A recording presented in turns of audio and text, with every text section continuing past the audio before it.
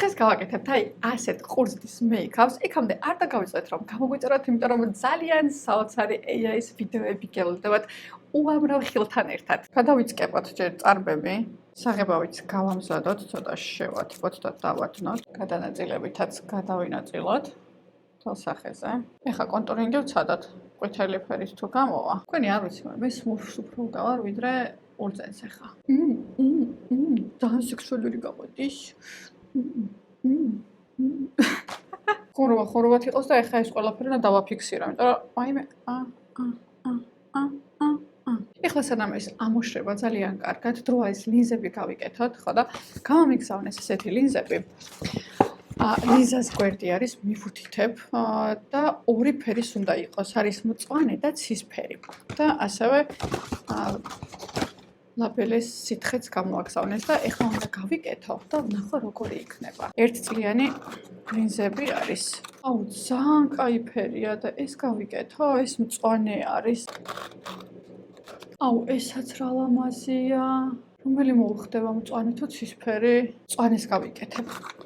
ზოგადად ასე ლინზა რა მოდის ხოლმე, ეს არის იმის მანიშნებელი, რომ არის ძალიან მაღალი ხარისხის და ვაიმე ძალიან ლამაზია.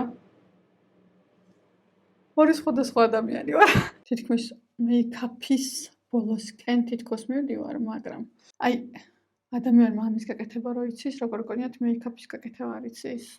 თქვენი არ ვიცი და მე ვფიქრობ, რომ ულამაზესი გამოვიდა. ულამაზი ლაინერი გავაკეთოთ.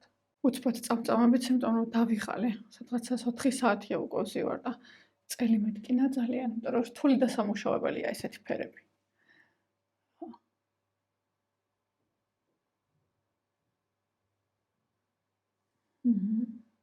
ერთი.